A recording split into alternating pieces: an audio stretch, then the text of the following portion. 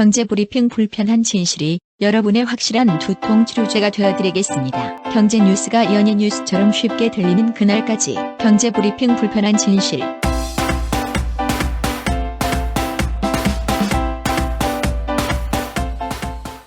경제브리핑 불편한 진실 11월 16일 순서 시작하겠습니다.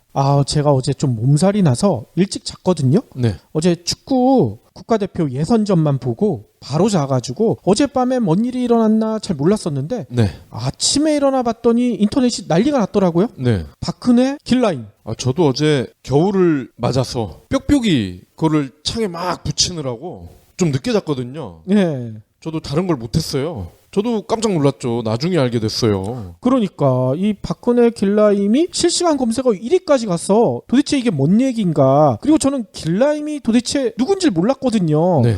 저는 그냥 퍼뜩 드는 생각은 기룡우 딸 얘기인가? 기룡우 딸이랑 박근혜랑 뭔 상관이 있지? 뭐 이렇게까지 생각을 했었는데 나중에 알고 봤더니 예전에 인기 있었던 TV 드라마 시크릿 가든에 나왔던 그 주인공 이름이라고 그러더라고요. 그렇다고 하더라고요. 예, 하지원 씨가 역할을 했었던 그 이름이라고 하던데 이게 왜 갑자기 실시간 검색어 1위에 갔냐 봤더니만 축구 끝나고 JTBC 뉴스룸을 어제 늦게 했거든요. 네. 거기서 뭔 내용이 나왔냐면 박근혜 대통령 박 씨가 차원병원에서 길라임이란 가명을 사용했다. 이렇게 보도를 했다고 합니다. 네. 아니 병원에 가면 본명 써야 되는 거 아니야? 이렇게 예명 써도 되는 건가요? 뭔가 캥기는 게 있으니까 그런 거 아니에요? 그러니까 말이야. 그런데 오늘 보니까 아주 재미난 얘기가 있어요. 길라임과 박근혜 대통령의 평행이론설. 평행이론. 저희가 방송을 통해서 평행이론은 몇 번 말씀드렸었죠. 네. 근데 왜 이 두 사람이 평행이론이라는 얘기가 나올까 봤더니 너무나 재밌습니다. 일단 첫 번째 이유는요. 용. 드라마 제가 이걸 안 봐가지고 좀 자세히 설명을 못 드리겠는데 이 드라마가 시크릿 가든이었잖아요. 네. 이 드라마의 길라임은요 오른팔에 용문신이 있었대요. 근데 그 용문신 문양이요 최근 논란에 휩싸였던 미르재단 문양과 아주 흡사하대요. 너무 재밌죠? 두 번째는 아버지네요. 드라마 속 길라임 아버지, 박근혜 아버지 모두 젊은 시절에 사망을 합니다. 이것도 비슷하군요. 세 번째는 대역이라고 합니다. 이 길라임이 드라마 속 직업이 스턴트 우먼. 저는 스턴트맨만 있는 줄 알았더니 스턴트 우먼도 있나 봐요. 아무튼 자기 자신의 역할이 아닌 다른 사람을 대신하는 역할이잖아요. 근데 박근혜 역시 비선 실세의 꼭두각시 역할을 했다. 이것도 대신하는 역할 아니냐. 비슷하다는 얘기입니다. 네. 드라마 속 길라임이 유체 이탈을 경험한다고 합니다. 그래요? 몸이 뒤바뀐대요. 이를 두고 박근혜 대통령의 유체 이탈 화법, 이거 전매 특허잖아. 그렇죠. 그리고 연설문을 대독하는 말투 너무 비슷하다. 다섯 번째는요. 길라임이 저는 이게 외국 이름인 줄 알았더니 이게 한글 이름에 한자까지 있대요. 그래서 이 한자가 뭐냐 봤더니만 이 드라마 속에서 한 장면에 이 길라임 한자가 나왔다고 하더라고요. 근데 이 라자가 옷 벗을 라. 네. 그리고 임자는 생각할 임. 그러니까 이게 풀이하면 어떻게 되겠습니까? 옷 벗을 생각을 한다. 이게 뭐겠어요? 하야를 생각한다. 목욕 아니고? 목욕. 여섯 번째는 외모네요. 이건 좀 의외인데? 하지원과 박근혜의 외모가 어떻게 평행이 되지? 그러니까 말이야. 근데 좀 더 보니까요. 하지원 씨가 과거 부쩍 예뻐졌었다고 하네요. 이 드라마 출연 당시에. 그래요? 근데 저는 이 오래전부터 하지원 씨를 봐왔기 때문에 원래 이뻤는데 왜 이런 얘기가 나오는지는 모르겠지만 어쨌건 이때 성형 논란이 있었다고 해요. 그리고 최근 박근혜 대통령 성형 관련 의혹이 계속 나오고 있죠. 주름이 나이에 비해서 굉장히 없다고 하더라고요. 그렇군요. 저는 박근혜 나오면 TV를 꺼버려가지고 자세히 못 봤네요. 아무튼 이 같은 소식이 전해지니까 하지원 씨의 SNS가 폭발 직전이래요. 왜 폭발 직전이냐? 지몬미 하지원 지켜주지 못해서 미안하다 뭐 이런 얘기겠죠. 또 시사평론가인 김용민 씨 있죠. 네. 저희 팟캐스트 하고 계시는 김용민 씨도 이런 얘기를 했다고 합니다. 길라임 건으로 박근혜의 대국민 선전포고는 불과 반나절 만에 비웃음거리가 됐습니다. 불리한 국면만 조성되면 연예인 스캔들로 물타던 정권다운 말로네요. 더 망신당하기 전에 물러나는 게 좋을 텐데 그럴 두뇌와 염치가 없으니 아주 제대로 비꼬았죠. 그리고 이 길라임 활용한 패러디도 계속 나오고 있습니다. 뭐가 있어요? 길라임이 오열을 하는 장면이 있대요. 근데 이 장면에 내가 이러려고 길라임 역을 맡았나? 자괴감이 들고 괴로워! 이런 식으로 말풍선을 그려 넣는 거죠. 아하, 그렇군요. 이러려고 시크릿 가든 찍었나? 자괴감 들고 괴로워! 이러려고 영혼까지 바꿨나? 뭐 이런 식입니다. 남자 주인공이죠? 현빈. 현빈이 여기서 히트 유행어가 있었죠. 그게 최선입니까? 확실해요? 저 드라마는 안 봤지만 이 대사는 알고 있어요. 네. 그런데 이거를 이렇게 바꿨대요. 그게 최순입니까? 확실히 해요?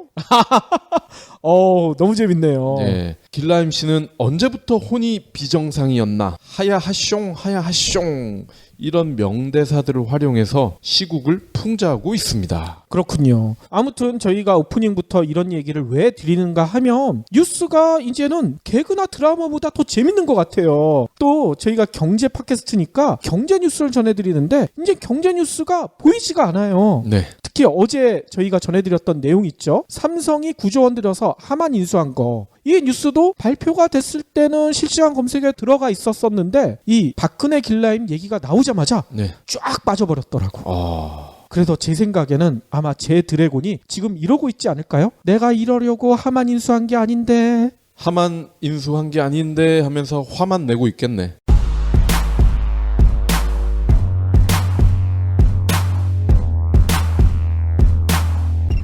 영화 예매 앱으로 하죠. 항공편은 최저가 검색 사이트가 있죠. 요즘은 탑승 수속도, 햄버거 주문도 터치스크린으로 직접 할 수 있어요. 그런데 말입니다. 오히려 너무 많은 일을 스스로 해야 하는 것 같지 않나요? 검색, 가격 비교, 예매, 보안 프로그램 내려받기, 소프트웨어 업데이트, 비밀번호 변경하는데 한 푼이라도 대가를 받나요? 세상은 분명 더 편리해진 것 같은데 왜 자유시간은 줄어들까요? 바쁜 현대인의 삶을 더욱 분주하게 하는 그림자 노동을 둘러싼 불편한 진실이 그림자 노동의 역습에서 밝혀집니다. 대가 없이 당신에게 떠넘겨진 보이지 않는 일들, 그림자 노동의 역습, 도서 출판 민음사.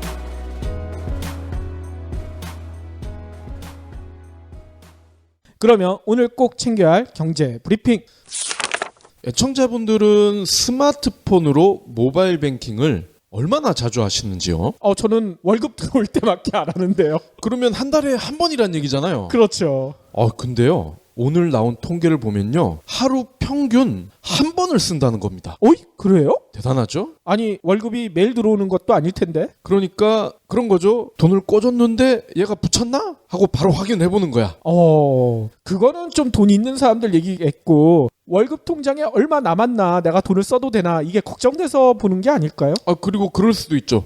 저번 달에 카드 많이 긁었는데 빠져나갔나? 그러니까. 빠져남고 나가서 혹시 모자란 거 아닐까? 이런 것도 있겠죠. 한국은행이 오늘 발표한 관련 자료인데요. 국내 인터넷 뱅킹 서비스 이용 현황 이런 제목의 자료인데 9월 말 기준으로요. 스마트폰 뱅킹 등록 고객이 7,200만 명이래. 우리나라 인구는 5천만 명인데 어떻게 7,200만 명이나 되죠? 그거는 그거죠. 복수 이용이 가능하다는 거죠. 아하, 여러 은행들 쓰니까. 이 PD님이랑 저처럼 우리은행만 쓰는 사람이 많지 않아요. 우리가 얘기하는 우리은행은 진짜 우리은행이잖아. 그렇죠. 보통은 통장도 2개, 3개 있듯이 은행도 우리은행 쓰면서 국민은행 쓰시는 분도 있고 하나 쓰면서 신한 쓰는 분들도 있고 그렇죠. 저희만 하나를 쓰더라고. 우리는 돈이 없으니까. 네. 그렇기 때문에 이거는 그런 이유다. 이해를 해주시면 될 것 같고요. 9월 말 현재 16개 국내 은행,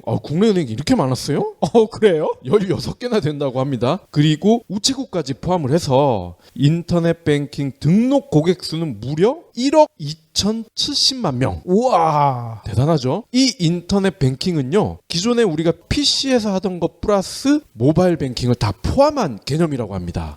그렇군요. 그러니까 인터넷이라고 해서 우리가 생각하는 유선 인터넷뿐만이 아니라 무선 인터넷까지 포함이 된다. 이렇게 생각하시면 더 쉬울 것 같습니다. 하루 평균 스마트폰 기반 모바일 뱅킹 이용 금액이 3조 1,700억 원인데 전분기 대비해서요 4.3%, 이용 건수로는 2%가 늘었습니다. 그렇군요. 폰뱅킹 이용 증가에 따라서 전체 인터넷 뱅킹 이용 건수 중에 폰뱅킹이 비중이 61%까지 올라갔대요. 오, 그래요? 예. 그런데 재밌는 거는 이렇게 비중은 굉장히 커졌잖아요. 근데 이용 금액만으로 봤을 때는 8%가 조금 안 되는 거래. 아, 그 얘기는 뭡니까? 아직까지는 폰으로 우리가 돈을 주고 받을 때는 소액으로 한다. 큰 금액을 쓰기에는 좀 부담스럽다. 이런 거죠. 그렇군요. 해킹 얘기를 워낙 많이 들으셔서 그런 걸까요? 아니, 아무튼 이 소식 들으면 걱정되시는 분들이 계실 것 같아요. 그렇죠. 은행에서 근무하시는 분들이죠. 이렇게 폰뱅킹 비중이 60%를 넘어서고 그러면 전체 인터넷 뱅킹 비중이 언젠가는 100%에 육박할 거 아닙니까? 그러니까. 그러면 은행에서 근무하시는 사람, AI만 남고 사람은 다 사라질 것 같아. 아니, 저는 그래도 은행원들이 이렇게 가끔씩 추천해주고 뭐 이런 것들이 너무 좋아서 ATM보다는 되도록이면 시간이 여유 있을 때는 창구에 가서 직접 거래를 하거든요. 그렇죠. 일부러라도 그렇게 자주 거래를 해야 될 것 같아요. 그러다 보면 가끔 득템도 하죠. 치약, 칫솔 세트 선물로 주시잖아, 이분들이. 그렇죠. 얼마 전 저희가 삼성전자가 새로운 스마트폰을 내놓을 때 AI를 탑재한다 뭐 이런 얘기를 했었잖아요. 네. 그런데 AI를 스마트폰에만 탑재할 게 아니래요. 어디다 탑재하느냐? 메신저에 탑재한다고 합니다. 다행입니다. 냉장고가 아니라서. 아, 그렇군요. 삼성전자는요, 지난달 AI 기업 비브랩스 인수에 이어서요, 오늘 차세대 문자 메시지 RCS라고 하더라고요. 이 기술을 보유한 뉴넷 캐나다, 이게 캐나다 기업인지는 잘 모르겠지만 네. 아무튼 이 업체도 인수를 했다고 합니다. 오. 이 업체의 장점이 아까 얘기 드린 대로 메신저에서 활동하는 AI, 그러니까 채팅봇이라고 하죠. 네. 채팅봇 기술을 가지고 있는 데라고 합니다. 아니 그러면은 이 제품을 쓰면은 어떤 장점이 있을까요? 삼성전자의 스마트폰이나 태블릿 PC에 메신저가 기본적으로 탑재가 될 가능성이 높대요. 네. 그렇게 되면 굳이 카카오톡이나 라인 뭐 이런 다른 메신저에 들어갈 필요 없이 여기서 인공지능이랑도 대화를 나눌 수가 있다고 합니다. 뭐 여기서 사적인 대화를 나눈 건 아닐 테고 스마트폰 배터리가 갑자기 빨리 닿는데 어떻게 해야 되나요? 이런 것들을 질문할 수가 있다는 얘기인 거죠. 길라임이 뭐야? 그러면은 바로 포털에서 길라임을 찾아줄 수도 있겠네요. 그렇죠. 아니 근데 삼성이 예전에 챗온이라는 메신저가 있었잖아. 그랬었죠. 이거 소리 소문 없이 사라졌죠? 아무도 안 쓰더라고. 예. 혹시 전철을 또 밟지 않을까 하는 우려가 저는 있는데 이 메신저라는 게 그렇잖아요. 아무리 좋고 쌈박한 게 있더라도 내가 아는 친구들이 안 쓰면 이거 무용지물이잖아. 그러니까 AI 채팅봇을 채용할 게 아닐까요? 사람이랑 대화하지 말고 인공지능이랑 대화해라. 아, 그런 건가요? 다음 소식입니다.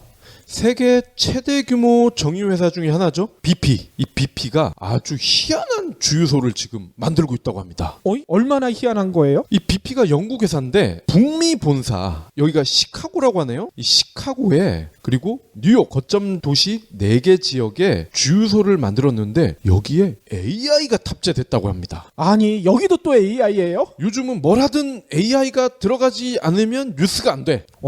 그렇군요. 아니, 근데 주유소에 왜 AI가 필요할까요? 그러게요. 신기하죠. 일단 기름을 넣을 거 아닙니까? 그러면요, 기름 넣는 동안 심심할 수가 있다 이거지. 그래서 이 마일스라는 AI가 이 손님들이랑 놀아준다는 거야. 어떻게 놀아주냐? 인터넷 라디오 서비스 판도라라고 해요. 판도라에서 음악을 골라주거나 아니면 소셜미디어에 공유할 전자카드용 동영상을 녹화, 그리고 트리비아 게임까지 즐길 수 있도록 해준다고 합니다. 근데 저는 개인적으로 좀 이해가 안 가는데요. 주유소에서 기름 넣는 시간이 그렇게 길지가 않잖아. 얘네는 그 픽업 트럭 막 이런 거를 많이 끌고 다녀서 그런가? 좀 많이 넣으니까 그런가요? 예. 그래서 물어봤나 봐. 아니 왜 이런 주유소를 만들었느냐? 그랬더니 BP가 이렇게 얘기를 합니다. AI 주유기는 고객과의 관계를 새롭게 정립해 나갈 수 있는 중대한 혁신이다. 주유소에 대한 인식을 새롭게 하고 고객의 발길을 끄는 또 다른 이유가 되기를 바란다. 글쎄요. 주유소에 가서 음악도 듣고 게임도 하고 이러려고 가는 사람이 얼마나 있을지 의문이긴 합니다. 그러니까요. 제가 예전에 SK에서 이 비슷한 짓을 한 걸 알고 있거든요. 네. SK에서 그때 내비게이션 그쪽 사업에 진출하면서 내비게이션에 블루투스 기능을 넣은 거야. 네. 그래서 주유소에 들어가게 되면 자동으로 업데이트가 되고 아까 이 BP처럼 음악도 다운받을 수 있고 이북도 다운받을 수 있게 네. 그런 서비스를 제공했거든요. 근데 사람들이 가가지고 그걸 이용을 안 해. 왜냐하면 주유소에서 기름 넣을 때 기름값이 얼마인지 기름 제대로 넣는지 이거 쳐다보기 바쁘지 그 사이에 무슨 음악을 듣고 책을 보겠습니까. 그렇죠. 어제 말씀드린 제 드래곤의 전장 사업 하만 인수도 비슷한 맥락이죠. 차가 안전하게 잘 달리면 그게 최고지. 뭘 이렇게 잡다한 걸 자꾸 집어 넣으려고 그래. 비싸게 팔아먹으려고.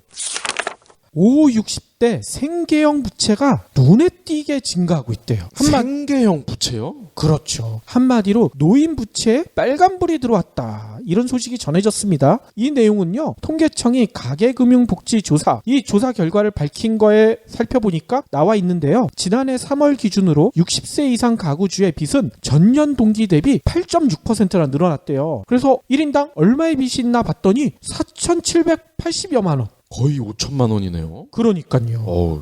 노인층의 빚 증가율이 전 연령대에서 가장 높다는 거야. 아니 근데 문제는 이분들이 대부분 은퇴를 했거나 직업을 구하기가 힘들잖아요. 그렇죠. 그렇기 때문에 빚이 다시 빚을 낳고 이런 악순환이 벌어지고 있는 것 같아요. 실제로 가구주가 60대 이상인 가구의 가처분 소득 대비 원리금 상환 비중은요. 전 연령 중에 가장 높은 증가세를 보였대요. 그래서 23.8%나 된다고 합니다. 그나마 몇 푼 안 되는 돈을 벌어도 빚 갚기 바쁘기 때문에 쓸 돈도 없다는 얘기군요. 그렇죠. 특히 은퇴 후 생계 부담으로 자영업에 뛰어든 고령층의 부채 부담이 엄청 늘어나고 있대요. 60대 자영업자의 소득 대비 부채 비율이요. 285%. 엄청나죠? 또 대출액에 고령층 쏠림 현상도 두드러지고 있대요. 대출액의 연령별 분포를 조사해 본 결과 지난 5월 말 기준으로요. 50대가 차지하는 비중이 39.2%에 달했대요. 또 60대도 22.4%. 그러니까 5, 60대가 거의 절반 이상을 넘어간다는 얘기인 거죠. 와, 빚권하는 사회의 주요 고객님들이 50, 60 어르신들이었군요. 그렇죠. 그러니까 이게 따져보니까 이렇게 되는 것 같아요. 3, 40대 때는 집을 사기 위해서 빚을 냈다가 그러면서 조금씩 빚을 갚아 나갔는데 또 5, 60대가 되면 애들 결혼시켜야 되잖아요. 네. 그래서 다시 또 빚 내고 이게 계속 반복되고 있는 것 같습니다. 그리고 요즘은 취업난 때문에 캥거루족들이 많잖아요. 그렇죠. 더 큰 문제는 미국 금리 인상이 사실상 예정이 돼 있지 않습니까? 그렇죠. 트럼프 당선으로 금리 인상 속도가 빨라질 수도 있다. 이런 전망이 나오고 있습니다. 그럼 한국도 덩달아 올라갈 텐데 참 걱정입니다. 마지막 브리핑입니다. 혼술, 혼밥. 이피디님도 자주 하시죠?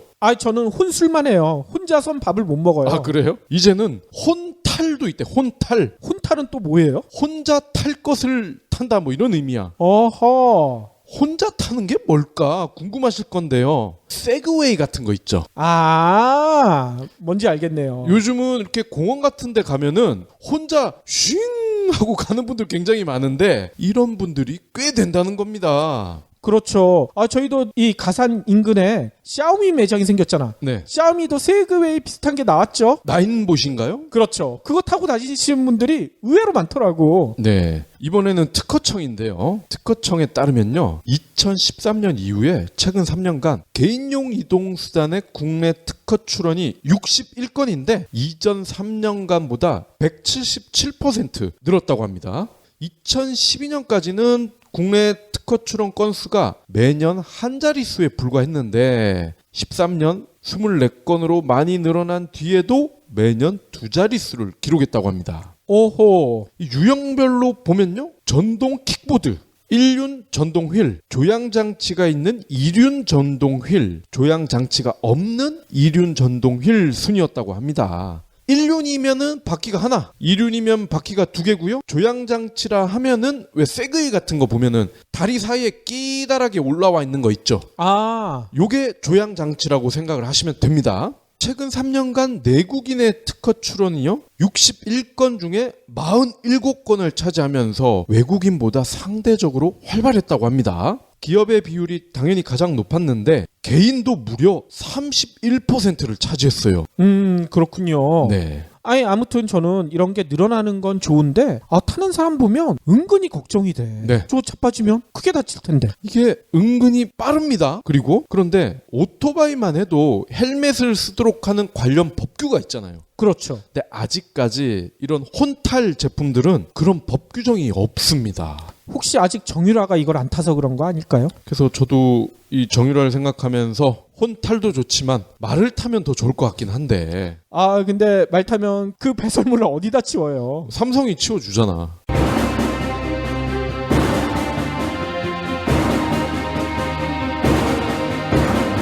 어느 날 갑자기 400억 원의 빚을 지게 된다면 어떤 생각이 들까요? 겨우 36살의 나이에 엄청난 빚을 지게 된 한 남자가 빚을 갚아 나간 장장 16년간의 세월을 책으로 썼는데요. 소설보다 가혹한 현실에 많은 독자들이 눈물을 흘렸다고 합니다. 중소기업 사장님, 예비 창업자, 지금 최악이다! 이렇게 생각하는 분들이 자신의 인생을 들여다보고 용기를 얻었으면 하는 바람에서 저자분은 이 책을 썼다고 합니다. 수많은 좌절에도 아침이 오지 않는 밤은 없다! 이러한 말을 남겼습니다. 독자 서평 중에는 위기 극복의 필독서가 될 것이다! 이러한 글이 있을 정도라고 합니다. 자세한 이야기는 어느 날 400억 원의 빚을 진 남자에서 만나실 수 있습니다. 도서출판 한빛비즈. 그러면 오늘의 섹션 시작할 텐데요. 오늘은 일자리 얘기보단 또 이 얘기를 해야 될 것 같아요. 제가 주변에서 이런 질문을 너무 많이 받았습니다. 박근혜 최순실 게이트로 인해 우리 경제 손실이 얼마나 되나요? 진짜 이거 너무 궁금하지 않으세요? 적절한 질문입니다. 진짜 엄청난 손실을 봤다. 이건 알고 있지만 정확한 규모가 얼마 될까? 이거 솔직히 계산하기가 너무 힘들 것 같아요. 이들이 손을 댄 국가 정책이나 사업이 너무 많잖아. 이걸 또 어떻게 측정해야 될지도 엄두도 나지 않죠? 엄청난 손실이에요? 엄청난 순실이에요? 그러니까요. 아무튼 이거를 제가 한번 해보려고 하다가 포기를 했는데 네. 다행스럽게도 제가 재미난 자료를 발견을 했어요. 정의당 부설의 미래정치센터 여기서 보도자료를 냈는데 제가 딱 해보고 싶었던 그 자료를 발표를 했더라고요. 네. 박근혜 최순실 게이트와 관련해서 현재까지 밝혀진 피해 규모를 측정한 거야. 특히 이 자료를 보니까요. 박근혜 최순실이 손을 뻗쳤던 국가 사업을 일일이 열거하고 이로 인해 피해까지 구체적으로 조사해가지고 이를 합산을 해놨더라고요. 네. 진짜 이렇게 어려운 일을 해낸 미래정치센터의 이동환 선임연구위원에게 감사하다는 말씀을 꼭 전해드려야 될 것 같아요. 대안에 권합니다. 그러니까요. 아무튼 이 선임연구위원이 발표하신 이 자료를 지금부터 여러분들과 함께 살펴볼까 합니다. 일단 이 자료를 보니까요. 박근혜 최순실 게이트와 관련된 우리나라 경제 규모 얼마나 되냐? 무려 56조 2천억 원에 달한대요. 56조요? 네. 상상이 안 가죠? 그러면 이로 인해서 국민들이 떠안은 피해 규모 이건 얼마냐? 35조 7천억 원. 와, 진짜 천문학적이죠? 아니 도대체 이런 숫자에 근거가 있어? 이 자료에 보니까 이렇게 돼 있습니다. 일단 박근혜 최순실 게이트와 관련된 사례가요. 크게 나눠봤더니 대기업과의 거래, 무기사업, 개성공단, 예산 낭비, 평창 동계올림픽, 프라임 산업, 한국동계스포츠영재센터, 영종도 카지노, 산업은행장 낙하산 인사와 대우조선해양 문제. 엄청 많죠? 또 재미난 게 하나가 더 있어. 대통령 옷 구매 비리. 옷 구매 비리? 예, 진짜 스펙트럼이 너무 엄청나지 않아요? 성형 비리도 있지 않나요?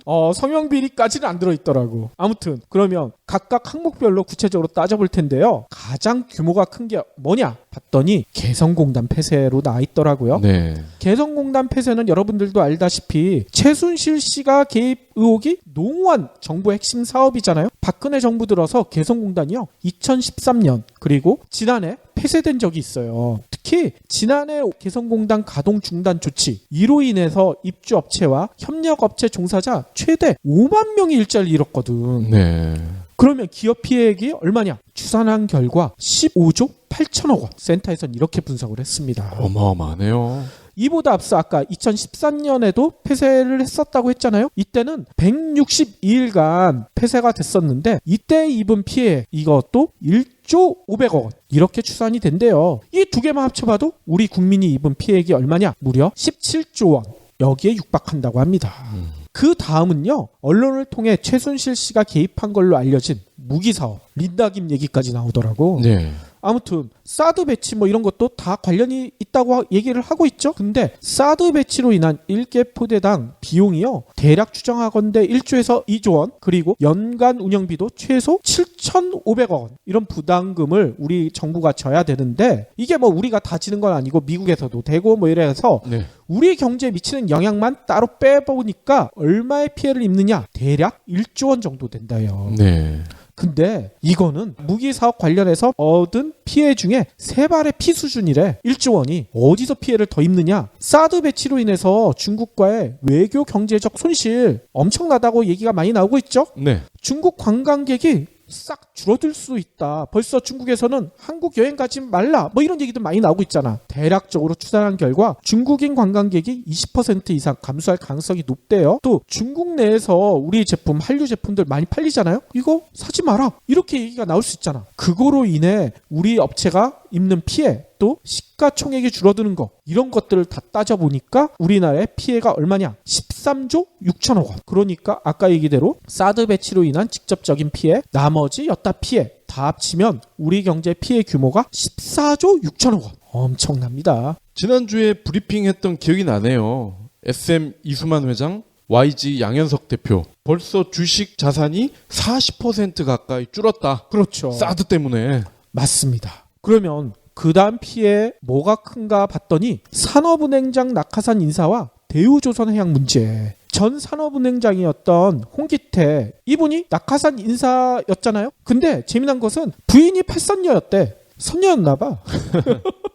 아무튼 이런 의혹을 받고 있죠. 요 낙하산 인사로 인해서 자회사인 대우조선해양을 제대로 관리 감독을 안 했잖아. 그래서 엄청난 부실을 낳게 했죠. 사회이사들도 또 대부분 낙하산 인사였다는 게 드러나 버렸고 따라서 소액 주주들이 엄청난 손해를 입었잖아요. 이 소액 주주들은 벌써 손해배상 청구도 진행하고 있다고 합니다. 그런데도 대우조선해양은 이미 대주주인 산업은행과 최대 채권은행인 수출입은행이 2조 8천억 원이라는 엄청난 규모의 자본을 확충해줬잖아요. 네. 이게 다 어디 갈까? 다 우리 세금 아닙니까? 그쵸? 근데 이게 다 허공에 날아갈 수가 있잖아. 모두 국민 피해가 될 수 있다고 합니다. 그 다음 또 빼놓을 수 없는 게 예산 낭비. 최순실 패거리가 개입한 걸로 알려진 것만 따져봐도요. 한류사업, 공적개발 원조, 창조경제 또 문화창조 융합벨트 사업 엄청 다양합니다. 네. 특히 대머리로 알려져서 국민들에게 큰 충격을 준 차은택 씨 있죠. 차은택 씨가 주도했던 게 문화창조 융합벨트 사업이거든요. 이게 2014년에서 2019년까지 5년간 진행될 예정이었대요. 그래서 여기에 배정된 예산이 얼마냐? 7,700억 원. 이렇게나 엄청난 예산이 배정돼 있는데 이게 다 허공에 날아갈 수가 있다고 합니다. 또 한류 사업에 들어간 예산도 3,312억 원. 또 정체불명의 창조경제 네. 이 예산도 1,427억 원. 공적개발 원조에 들어간 예산도 522억 원. 이거 다 합해보니까 1조 3천억 원. 이 돈도 허공으로 사라질 것으로 우려되고 있대요. 근데 이거는 사라진 거 확실합니까? 최순실의 계좌로 들어간 거 아니에요? 최순실 계좌로 사라질 수도 있죠. 또 평창올림픽 관계된 피해도 있더라고요. 평창올림픽 관련해가지고 이권이 엄청날 거 아니에요? 네. 근데 이 이권 중에 벌써 최순실 일가가 헤쳐먹은 게 네. 10,000원. 얼마나 헤쳐먹었냐? 지금까지 드러난 것만 해도 1,000억 원가량이 된대요. 드러난 것만 그 정도면은 드러나지 않은 건 더 많을 거 아닙니까? 그러니까 말입니다. 아무튼 이 1,000억 원도 고스란히 국민적 피해가 된다는 얘기인 거죠. 근데 이 자료를 보다가 제가 재미난 것도 하나 발견했어요. 네. 이 박근혜 최순실 게이트 관련돼 가지고 피해를 입은 것 중에 대기업 거래로 인한 피해가 상대적으로 적어요. 네. 왜 적냐? 대기업 협박해서 뜯어낸 미르 K스포츠 재단 출연금이 800억 원에 불과해. 네. 앞에는 다 조단이었잖아. 대기업한테는 800억 원밖에 안 뜯어낸 거야. 근데 문제는 이 800억 원 뜯어내고 대기업들이 챙긴 거 따져보니까 장난 아니죠. 특히 삼성물산과 제일모직 합병 요 과정에서 국민연금이 주주권 행사를 포기를 했잖아. 네. 국민연금 연기금 손실은 800억 원이나 달하는데 이게 다 국민 피해로 돌아올 수가 있죠. 근데 삼성 이재용 일가는 이로 인해 지분 가치가 얼마가 늘어났느냐? 무려 4,700억 원이 늘어났다고 나오고 있습니다. 이야. 국민의 월급으로 만든 국민연금은 800억이 빵꾸 났는데 제드래곤 지분 가치는 거의 5천억 가까이 불었다. 그렇죠. 아니 그러니까 이것만 봐도 박근혜 최순실 게이트 나오자마자 대기업들이 나도 피해자야 이렇게 코스프레를 했잖아. 말도 안 된다는 게 여기서 증명이 되죠. 이 밖에도 지금 일일이 다 열거하기가 힘들 정도예요. 정유라 씨의 모녀 회사인 코레스포츠에 35억 원이나 특혜 지원한 뭐 이런 사실도 있고요. 한국동계스포츠영재재단 이 특혜 지원도요 7억 원에 달한다고 합니다. 또 재미난 것은 최순실 사단 인물을 채용한 지방대가 교육부의 프라임 사업이란 게 있었나 봐요. 네네. 여기에서 선정된 특혜가 450억 원이나 된대. 와. 또 영종도 카지노 사업 선정에 관련된 피해액도 1조 원. 아까 초반에도 잠깐 얘기했던 재미난 점도 있죠. 대통령 옷 구매 비리, 박 씨의 옷 구매와 관련된 특수활동비가 연간 얼마인 줄 아세요? 연간 18억 원이야. 박 씨가 뭐 어디 나가고 할 때 옷 입고 뭐 이랬던 게 연간 들어간 비용이 18억 원이래요. 아이고, 어지간한 연예인보다 더 비싼 옷을 입은 거예요? 그러니까 이게 도대체 이해가 안 가죠? 현재까지 쓴 돈만 70억 원에 달한다고 합니다. 때깔은 별로 안 난 것 같은데. 그러니까 아니 근데 뭐 최 씨 측근이 디자인도 하고 옷도 사오고 뭐 이랬다고 했잖아요. 네. 이 사람들의 인건비, 옷감 제작비 이거 다 합쳐봤자 연간 얼마나 들겠어요. 2억 원이면 떡치지 않겠습니까? 네. 근데 나머지 돈들이 다 어디 갔을까요? 아무튼 지금까지 나온 거 이런 것들을 모두 합하니 박근혜 최순실 게이트와 관련된 우리나라 경제 규모가 56조 2188억 원 그리고 최순실 패거리 일파가 사적으로 취득한 그 돈이 2170억 원 그래서 국민들이 입은 피해 35조 7731억 원 이런 수치가 나온다고 해요. 문제는 이게 끝이 아니잖아요. 또 있어요? 이건 그냥 드러난 거고 박근혜 최순실 게이트로 인해서 노동계약 했잖아. 네. 이거에 대한 피해 그리고 최순실 관련된 여러 가지 피해 이거 그냥 놔둘 수 없잖아요. 복구를 해야 될 거 아니에요. 이 복구 비용 또 국민들의 정신적 피해 저 이것 때문에 술 엄청 먹었거든. 이 피해 이것까지 합하면 아예 측정조차 하기 힘들 정도의 규모일 것이다. 이런 얘기가 나오고 있죠. 참 이 두 여인들이 엄청난 짓을 해냈군요. 그렇죠. 아무튼 명확하게 드러난 국민적 피해가 상상을 초월하잖아요. 근데 이거를 35조다? 이렇게 알려드리면 감이 안 잡히실 것 같아. 네. 그래서 이해하기 쉽게 다른 수치 한번 비교를 해볼까 합니다. 국민적 피해액 35조 원은요. 우리나라 정부 예산이랑 비교를 해본 결과 몇 %에 해당되는 줄 아세요? 내년도 정부가 제출한 예산안이 400조 원이 조금 넘거든요. 네. 그러니까 비교해보면 우리나라 정부 예산의 9%에 달해. 와, 둘이서. 둘이서. 또 우리나라 지방자치단체 중에 가장 큰 데가 서울일 거 아닙니까? 네. 내년도 서울시 예산을 얼마 전에 발표를 했거든요. 서울시 예산이 29조 6천억 원. 아니 서울시 예산보다 5조 원이나 더 헤쳐먹었어. 와. 이 금액을 복지 사업에 사용한다. 그러면 어떻게 될까? 예를 들어 일자리 사업들에 투자하면 어떻게 되냐 따져봤더니 너무 낮긴 한데 월 200만 원짜리 공공 일자리를 만든다 하면 연간 150만 개를 만들 수 있다고 합니다. 또 어르신들이 하는 월 100만 원짜리 노인 공공 일자리 그러면 연간 300만 명이 이 일자리를 얻을 수가 있대요. 네. 또 요즘 많이 나오는 기본소득 있죠. 영유아, 청년, 노인 대상으로 월 20만 원씩 기본소득 이것도 당장 실현할 수 있는 돈이라고 하고요. 지금 현재 월 10만 원에서 20만 원밖에 안 되는 가정 양육수당 있죠. 이거를 얼마까지 올릴 수 있는 줄 아세요? 월 100만 원으로 올릴 수가 있어. 와. 이러면 애 낳지 않겠어요? 출산율 늘어날 텐데. 그러니까 이걸 따져보면 한마디로 박씨 박근혜 대통령이 공약을 했었던 게 있죠. 증세 없는 복지 실현할 수 있다. 진짜 실현이 가능했던 거야. 네. 이 돈만 있었으면 실현하고도 남을 돈이란 얘기인 거예요. 그 따지고 보니까 이 증세 없는 복지의 목적어가 최순실 박근혜였네. 그러니까 말이야. 지들만 복지를 누리고 있었어. 이동환 선임연구위원도요 이런 얘기를 하시더라고요. 박근혜 최순실 게이트로 인해 입은 국민적 피해액은요 전국 고교 대학의 무상교육, 이 무상교육 예산이 14조 5천억 원이면 가능하다는 거야. 또 전국민 무상 의료, 병원 가도 돈 한 푼도 안 내는데 네. 30조 원이면 된대요. 이거를 당장 실현할 수 있는 엄청난 수준이다. 또 아까 우리가 얘기했듯이 국민의 정신적 피해까지 고려하면 피해액을 추산하기조차 힘들다. 이런 얘기를 하시더라고. 진짜 부도덕하고 부패한 정부가 얼마나 국민들에게 직접적이고 간접적인 물질적이고 정신적인 피해를 끼치는지 여실히 증명해 주고 있는 것 같아요. 그렇죠. 한편으로는 이런 생각도 할 수 있을 것 같아요. 아, 이래서 대통령을 잘 뽑아야 되는구나. 수업료로 우리가 30조를 냈구나. 아우, 수업료 너무 비싸. 비싸네요. 그러니까요. 그런데도 일각에서는 아직까지도 이런 주장을 하시는 분들이 있어요. 아니, 경제가 잘 돌아가려면 어느 정도 부패한 것도 필요하지 않느냐? 경제 윤활유 역할을 한다. 이게 그 얘기잖아요. 능력만 있으면 부도덕한 것은 살짝 눈 감아줄 수도 있다. 이런 어이없는 주장을 하시는 분들이 아직도 있어요. 하지만 지금 역사를 살펴보더라도요. 부패와 부도덕으로 경제 발전을 이룬 나라는 없습니다. 오히려 부패와 부도덕 때문에 경제가 추락한 사례는 너무나 많죠. 아니, 가까운 예로요. 필리핀을 들 수 있을 것 같아요. 여러분들 필리핀 많이 아시죠? 네. 필리핀이 60년대까지만 해도 우리보다 잘 살았잖아요. 저 장충체육관을 필리핀에서 지은 거 아닙니까? 맞습니다. 근데 필리핀이 우리랑 이것도 어찌 보면 평행 이론이야. 뭐냐면요. 1945년에 필리핀도 해방을 맞았잖아요. 근데 재미난 것은 당시 해방을 맞았을 때 필리핀의 교육 수준이 우리보다 높았대요. 아, 그래요? 그리고 천연자원도 필리핀은 따뜻한 남쪽 나라 아니에요.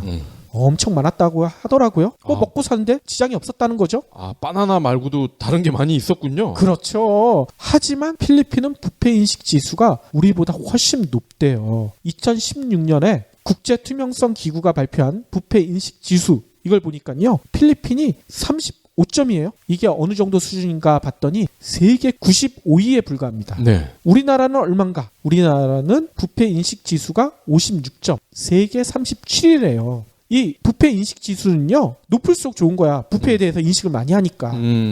아무튼 이 같은 차이로 인해 필리핀 경제는 추락하고 있다. 이렇게 지적하시는 전문가들이 많으세요. 2016년 필리핀 1인당 GDP가요, 얼마냐? 2,990달러밖에 안 된다고 하더라고요. 세계 125위에 불과하죠.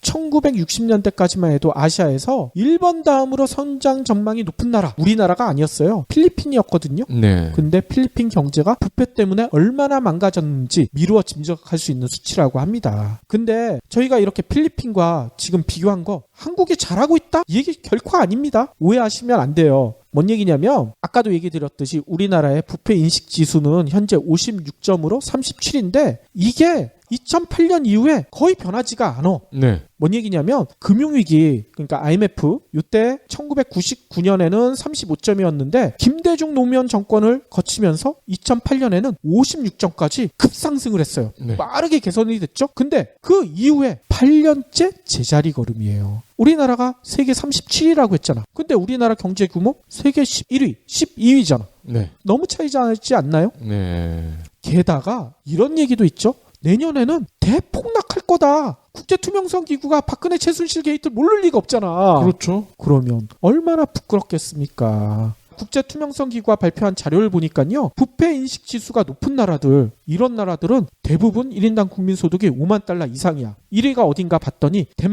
덴마크의 부패 인식 지수는요. 91점이에요. 네. 또 핀란드, 스웨덴, 뉴질랜드, 그리고 네덜란드랑 노르웨이가 공동 5위예요. 이들 나라의 부패 인식 지수는 87점에서 90점.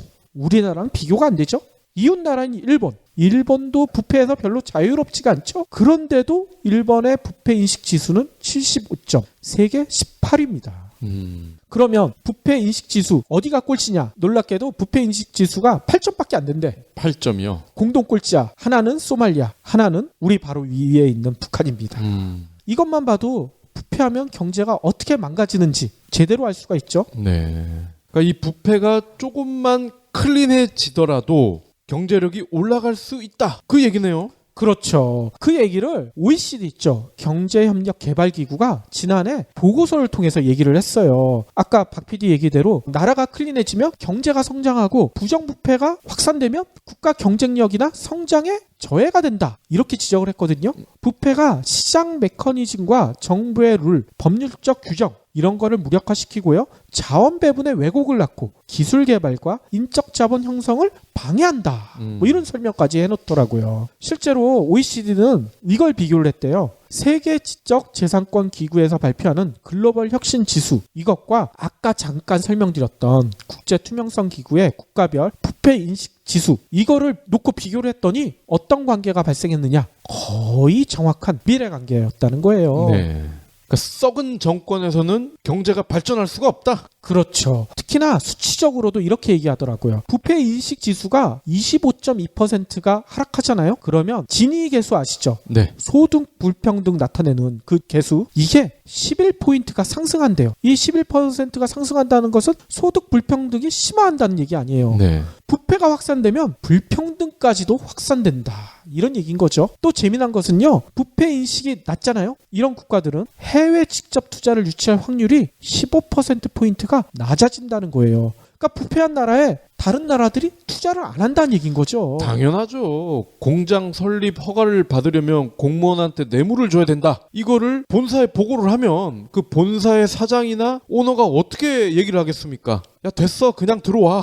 그렇죠. 아니 OECD뿐만이 아니에요. 우리나라 연구소 중에 현대경제연구원 있죠. 여기도 조금 오래된 자료긴 한데 부패와 경제성장이라는 이런 보고서를 발표를 했어요. 이게 상당히 히트를 쳤거든요. 이게 발표한 게 2012년이에요. 네. 근데 이거 발표한 다음에 추가 보고서가 안 나와. 왜 안 나오나? 미루 한번 짐작해보세요. 일단 이 보고서에 따르면요. 우리나라가 OECD 평균 수준만큼 부패가 해소되잖아요. 그러면 1인당 GDP가 얼마 상승하는 줄 아세요? 138.5달러. 한 15만 원 정도가 증가한다는 거예요. 그러면 우리나라 경제 성장률 0.65%포인트가 상승한대요. 네. 요즘은 우리 경제 성장률을 1%, 2% 이렇게 보고 있는데 그걸 감안하면은 엄청난 수치네요. 그러니까 한마디로 박근혜 최순실 게이트만 없었도 우리나라 경제 성장률이 지금보다 훨씬 높다는 얘기 아니겠어요. 네. 근데 이 얘기가 아까도 얘기했듯이 2012년에 나온 다음에 왜 안 나왔을까? 다들 아시겠죠? 아무튼 이렇게 따져보니까요. 박근혜 최순실 게이트로 인해 우리 국민이 입은 피해가 이제는 겨우 35조 이렇게 나올 것 같아. 네. 이것보다 훨씬 많으니까 진짜 부패 인식 지수 아까 대폭락할 거라고 했잖아요. 그러면 우리나라 혁신 지수도 추락하겠죠. 또 부패 확산에 따른 불평등도 엄청 심화되겠죠. 또 박근혜 최순실 게이트 보고 해외에서 우리나라 투자하겠어요? 투자 유치도 감소하겠죠. 또 현대경제연구원이 말한 것처럼 경제 성장률도 둔화되겠죠. 어찌 보면 IMF 금융위기보다 더 큰 충격을 우리 경제에 줬을 수도 있을 것 같아요. 35조는 35조일 뿐이고 사실 브랜드 이미지라는 게 저는 더 큰 우려인데 예를 들면 제드래곤이 하만을 인수를 했을 때는 이미 몇 개월 전부터 이거는 결정이 된 겁니다. 그렇죠. 발표만 최근에 한 거죠. 근데 인수를 했을 시점에는 이 게이트가 없었잖아. 근데 게이트가 열리고 나서 삼성에서도 최종적으로 발표를 했어요. 그러면 하만의 기존의 CEO와 오너들은 어떤 생각을 할까? 와, 우리를 산 삼성, 이 삼성에 있는 한국 알고 봤더니 완전히 미개한 나라였네. 그러니까 야, 이거 우리도 도매금으로 물리는 거 아니야? 아니 우리도 잘못하다가는 정유라 말 타는 비용 될지도 모르겠네. 뭐 이런 생각할 거 아니에요. 그러게 말입니다. 다 같이 싼 값으로 취급이 되는 거죠. 그렇죠. 그러니까 저희가 이런 얘기를 드리는 이유는요. 이번 기회에 박 씨의 하야와 함께 재벌들의 부패까지 완전히 척결해야 되지 않을까 이런 생각이 듭니다. 세계 11위라는 경제 규모에 걸맞는 부패 인식 지수 우리가 만들어내야 되겠죠. 자칫 이번에도 미적거리잖아요. 그러면 이런 우려가 있어요. 아까 제가 비교했었던 필리핀처럼 부패로 인해 경제가 폭락하는 이런 참상을 겪을지도 모른다. 진짜 평행 이론이 될지도 모른다. 이런 생각이 들더라고요. 이게 한반도 날씨가 아열대화 돼가고 있잖아. 징조 아니에요? 그런가? 필리핀처럼 바나나를 팔아서 먹고 살아야 되는 거를? 혹시 기부해보신 적 있나요? 이런 질문을 하면 나 먹고 살 것도 없는데 기부는 무슨? 기부는 션, 정혜영, 김장훈이나 하는 거 아니야? 라고 하시는 분들이 많습니다. 하지만 기부는 돈 많은 연예인의 전유물이 아닙니다. 무료 기부 사이트 위시플렉스에 접속하면 누구나 기부천사가 될 수 있습니다. 어떻게 가능하냐고요? 위시플렉스의 나만의 위시에서 매주 마음에 드는 신상 10개만 고르면 됩니다. 물론 사는 것이 아니라 찜만 하는 겁니다. 그러면 기부머니 500원이 매주 생기죠. 이 기부머니를 경제브리핑, 불편한 진실 같은 프로젝트에 후원할 수 있습니다. 참 쉽죠? 보너스도 있습니다. 매주 추첨을 통해 골라놓은 신상을 최대 90% 할인된 가격으로 살 수 있는 기회도 제공합니다. 기부도 하고 신상도 챙기고 그야말로 꽉 먹고 알 먹고입니다. 이래도 기부는 나와 상관없는 딴 나라 이야기라고 하실 건가요? 당장 위시플렉스에 접속해 자랑스러운 기부천사의 이름을 올리세요. 마지막으로는요, 제가 페이스북에서 놀라운 내용을 하나 봤어요. 뭔 얘기냐면요, 3.5%의 법칙. 3.5%가 도대체 뭘까 봤더니 미국의 덴버 대학교의 정치학 교수인 에리카 체노워스란 분이 동영상 강의 있죠. 테드에서 얘기했던 법칙이래요. 근데 이게 2013년에 발표했던 법칙이거든요. 근데 최근 들어서 우리나라 국민들이 뜨거운 반응을 보이고 있대. 도대체 무슨 내용입니까? 이 법칙의 내용이 아주 재밌어서 그런 것 같아요. 이 법칙은요, 적극적이고 지속적인 시위, 비폭력 시위, 이런 원칙을 전제로 한 국가에서 전체 인구의 3.5%가 집회 및 시위를 지속하잖아요. 그러면 정권이 버티지 못한다. 이런 내용을 담고 있대요. 100명 중에 3.5명만 시위를 해도 정권이 자동적으로 하야를 한다. 그렇죠. 근데 이 조건은 지속적이고 비폭력적이어야 된다. 이런 얘기인 거예요. 체노워스 교수는 왜 이런 주장을 했느냐? 1900년부터 2006년까지 전 세계에서 발생했던 모든 시민 저항 운동을 분석을 했대요. 분석을 해보니까 이렇게 나타났다는 거야. 특히 체노워스 교수는요, 이런 주장을 합니다. 비폭력 시위의 경우에는 폭력 시위보다 성공 가능성이 2배 이상 높다. 그 이유는요, 비폭력 방식으로 시위가 진행될 경우 더 많은 시민들이 참여를 끌어낼 수 있다. 이게 더 큰 힘이 된다. 이런 얘기인 거죠. 아니 그러면 이게 궁금할 거 아닙니까? 우리나라에서도 3.5% 법칙이 발의가 될까? 우리나라 인구가요, 대략 5천만 명이잖아요. 3.5%면 175만 명 정도 된대요. 지난 주말 저희가 말씀드렸듯이 촛불 집회 최대 인파가 한 135만 명 정도 된다고 했잖아요. 따져봤더니 아직 40만 명이 부족해. 그래서 박근혜가 아직까지 물러나지 않고 있는 것 같아요. 그러니까 이번 주말 수능도 끝나잖아요. 그리고 박근혜도 버티긴다고 말을 싹 바꿨죠. 그러니 175만 이상이 모여가지고 한마음으로 비폭력적인 시위를 한다면 박근혜가 더 이상 버티지 못하지 않을까, 이런 생각이 들어요. 근데 지난 주말 집회에서도 이 시청부터는 자리가 없어서 들어갈 수가 없었다고 하시는 분들이 많더라고요. 그렇죠. 근데 여기에 40만 명이 추가되려면은 여기 남영역까지 쫙 이어져야 되겠는데? 그러니까 말이야.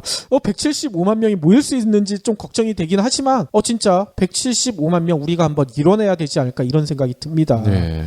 또 저희가 요즘 들어서 박근혜 최순실 게이트, 또 트럼프 당선, 온 나라가 너무 혼란스러우니까 이걸 깜빡하고 있었어. 내일이 수능일이더라고요. 그렇죠. 제 조카 중에도 수능 보는 친구가 있어요. 합격하라고 합격엿도 못 사다 줬네. 아이고, 걱정도 돼요. 이 친구들이 공부를 해야 되는데 이 뉴스를 보고 있을 거 아니야. 그러니까 수험생들이 이런다면서요. 내가 이러려고 수능 공부했나? 자괴감이 든다. 이런 얘기들 한다고 하잖아요. 다행히 날은 풀린다고 해요. 그렇죠. 아무튼 이런 얘기밖에 드릴 수 없어서 좀 아쉽긴 하지만 이런 스트레스는요, 내일 수능 시험장에서 정답을 모조리 맞춰버리면서 풀어버렸으면 어떨까. 좀 말이 안 되는 얘기긴 하지만 그렇게 했으면 좋겠고요. 또 남은 스트레스는요, 토요일 촛불 집회에서 한 방에 날려버리시면 어떨까. 이런 권고도 해드리고 싶습니다.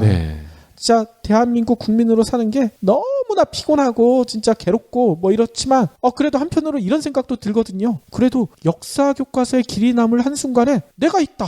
우리 애들한테, 우리 자손들한테 좀 자랑스럽지 않을까? 어찌됐든 고3 수험생 여러분, 이러한 비상 상황에서도 이렇게 공부하시느라 고생이 많습니다. 좋은 결과 나오길 기대해 봅니다. 그럼 수능 대박 나세요.